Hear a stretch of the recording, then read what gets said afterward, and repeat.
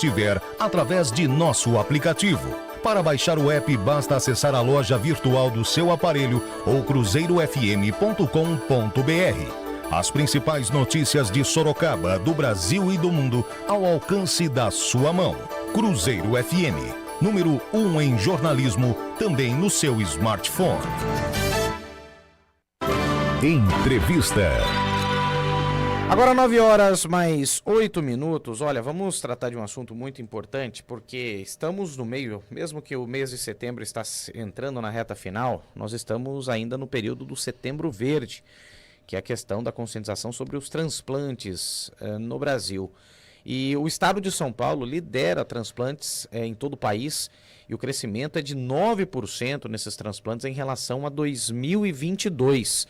Por isso, nós estamos recebendo, na verdade, recebendo não, né? Mas virtualmente em contato aqui com os estúdios da Agência São Paulo, lá na capital paulista, com João Herbes.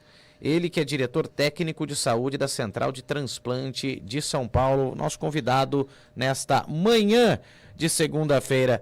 João, queria agradecer sua participação. Muito obrigado por atender o jornalismo da Cruzeiro FM e falar de um assunto tão importante. Tudo bem? Bom dia. Olá, bom dia, Douglas. Bom dia, André. Bom dia a todos aí da Cruzeiro FM. Prazer imenso estar aqui com vocês para conversar sobre um assunto tão importante.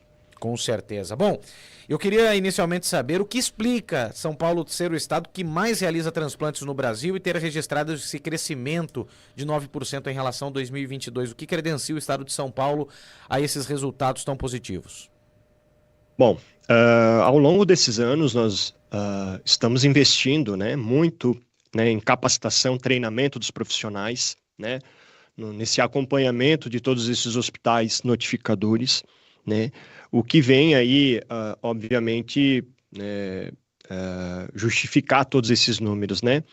Então, há um grande empenho, né, do Sistema Estadual de Transplantes, né, nesse acompanhamento, nesse treinamento desses profissionais com o intuito de aumentarmos os números de doadores e, consequentemente, aumentarmos aí os números de transplantes no estado de São Paulo. Pois é, doutor, e olha, esse assunto é tão importante porque a gente tem acompanhado essa questão durante o mês de setembro, né? A necessidade e o desespero que muitas pessoas têm para conseguir um órgão, para receber esse transplante. Hoje, mais de 26 mil pacientes aguardam por um transplante em São Paulo. Eu queria que o senhor falasse também, doutor, quais são as principais ações do governo para tentar reduzir essa fila. Bom, realmente hoje a gente tem aí um número alto, né, de pacientes aguardando por um transplante. A maior parte deles, né, 19 mil, estão aí aguardando por um transplante de rim.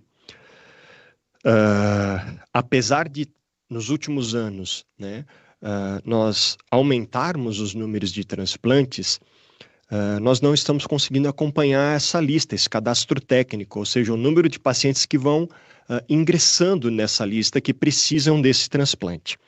Então, óbvio que o intuito nosso é sempre aumentar os números de doação, né?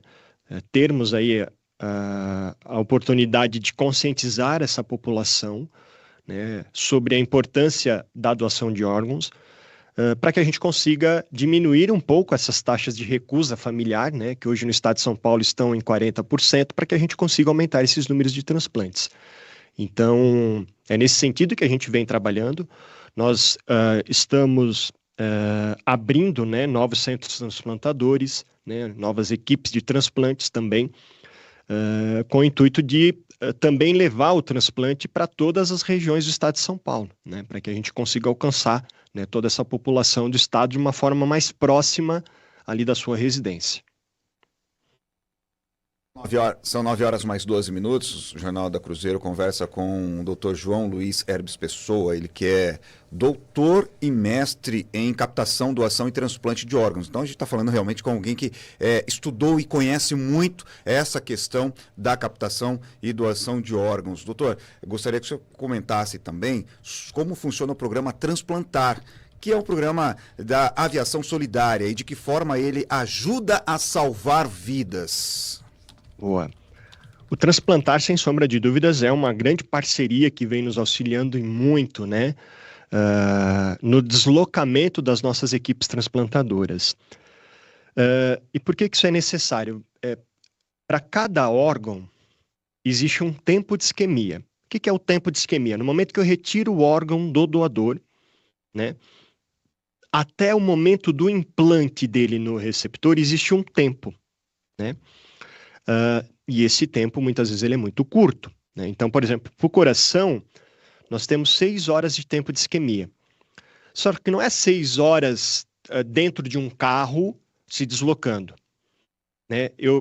A gente já, no começo, 1h30 dentro do centro cirúrgico, no momento que a gente está tirando aquele órgão, por exemplo, o coração, 1h30, vamos deixar 1h30. Então, isso significa que eu tenho 4 horas e 30 minutos de deslocamento. E a gente sabe que 4 horas e 30 minutos de deslocamento dentro de um carro, isso limita muito esse espaço, né? Esse perímetro, né, de alcance dessa equipe transplantadora. Então, com a utilização de uma aeronave, um jato, um helicóptero, eu aumento muito esse perímetro. Então, eu consigo alcançar aquele doador que está longe, distante do centro transplantador. E, lógico, quanto menor o tempo de isquemia, né, melhor será o resultado desse transplante, né? O resultado do pós-transplante, a recuperação desse paciente transplantado será melhor. Então, para nós, sempre será de suma importância reduzir ao máximo o tempo de isquemia. Então, o transplantar, ele veio num momento muito oportuno para nos auxiliar, né, a levar essas equipes transplantadoras para regiões distantes, né? E aí, assim, é um grande desafio para a central de transplantes deslocar essa equipe, né? Levar essa equipe até aquele local onde se encontra o doador. Muitas vezes aquela pista, aquele aeroporto só funciona em horário comercial. Muitas vezes aquela pista, aquele aeroporto é uma pista de chão batido, né? Barro. Então, a gente tem que adaptar a aeronave, a logística a todo esse local, né? Muitas vezes a gente pousa com um helicóptero num campo de futebol, num estacionamento. É um grande desafio, né, essa questão logística para levar essas equipes transplantadoras, né, e alcançar esses doadores. Então, o transplantar, sem sombra de dúvidas, é algo muito importante no estado de São Paulo. O que a população precisa saber? Existem muitas dúvidas, né, na hora de uma doação de órgãos e tudo mais. O que a população precisa saber sobre este processo de doação de órgãos e quais os principais mitos que ainda precisam ser superados, precisam ser quebrados? Beleza, muito boa pergunta. Bom, primeiro, a doação dos órgãos, ela só vai acontecer em uma situação que é a situação da morte encefálica, né? Eu preciso ter um paciente com esse diagnóstico de morte cefálica.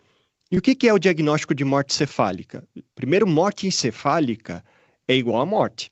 Então, eu estou falando de uma pessoa que está morta. Mas essa é uma situação em que o encéfalo, né, dessa pessoa, né, o cérebro dessa pessoa, morreu. E os órgãos ainda continuam funcionando porque a gente mantém eles funcionando por equipamento, mas a pessoa está morta.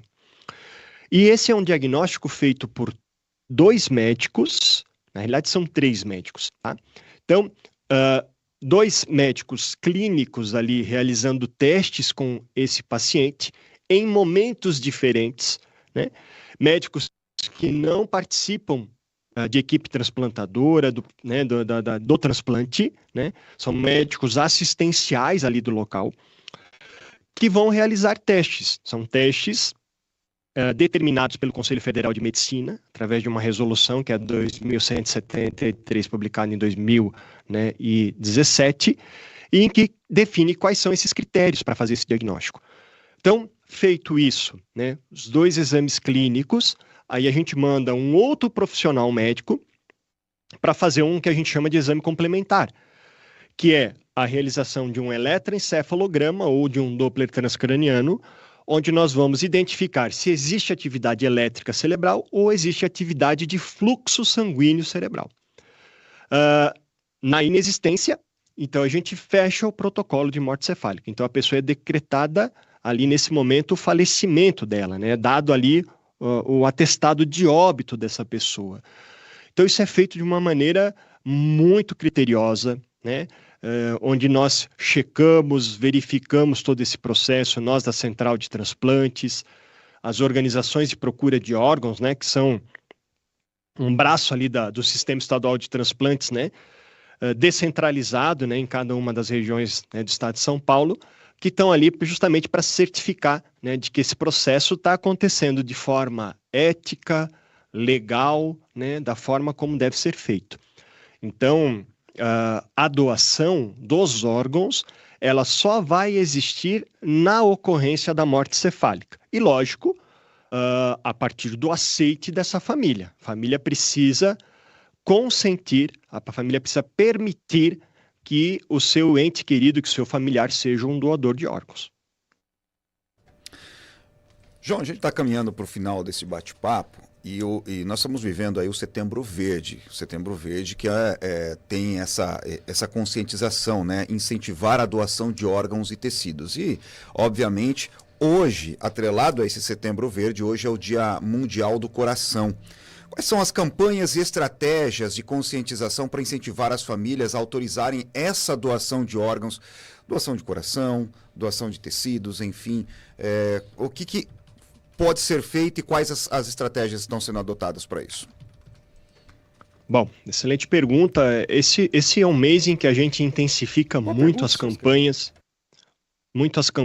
né, relacionadas à doação de órgãos. Então, desde o começo de setembro, a gente vem apoiando e incentivando, né, as campanhas regionais, né, feitas aí pelas nossas organizações de procura de órgãos, em parceria, né, com a BTO, que é a Associação Brasileira de Transplante de Órgãos, para conscientizar a população, para falar sobre esse tema, para falar sobre doação, para falar sobre o transplante, junto ali, né, com a Secretaria da Saúde, né, a nossa imprensa, a nossa equipe de marketing, a gente vem investindo muito aí nesse mês, né, para levar essa informação ao máximo de pessoas que a gente consiga alcançar, né? Esse, inclusive, é um momento, né, feito para isso, né, para dirimir dúvidas, para esclarecer a população sobre esse tema. Então, a gente espera que com toda essa campanha, com toda essa aproximação da sociedade, que a gente consiga diminuir um pouco essa taxa de recusa e, consequentemente, aumentar os números de transplantes.